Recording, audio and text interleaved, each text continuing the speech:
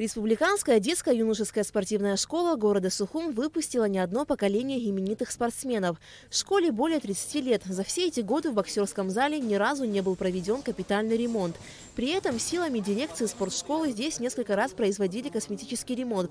Однако этого было недостаточно для проведения занятий в комфортных для спортсменов условиях. Тогда на помощь откликнулась компания «Аквафон», которая не первый год оказывает поддержку спортивным проектам страны. Условия были очень плохие, потому что не было раздевалки, не было душа, туалета, ходили в соседнее здание.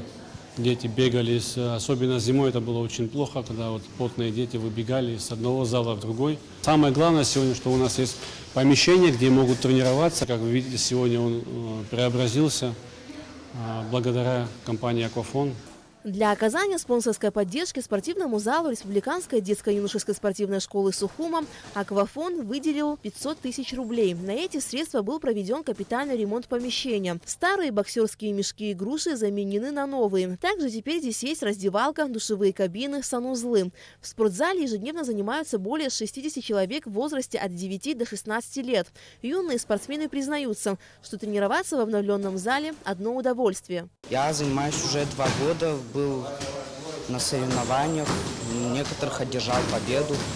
Здесь, в обновленном зале, стало лучше, появились душевые кабинки. То есть раньше этого не было и было немного неудобно, а сейчас стало лучше.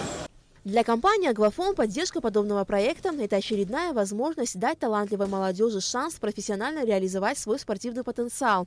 «Аквафон» верит, что обновленный боксерский зал станет хорошим стимулом для начинающих спортсменов. Помимо нашей основной деятельности, компания «Аквафон» поддерживает различные коллективы, различных спортсменов. Для нашей компании это очень важно, так как здоровье нации для нас, конечно же, играет важную роль. У нас есть также уверенность, что этот зал нам подарит не одного чемпиона Абхазии и мира, которые будут прославлять нашу страну.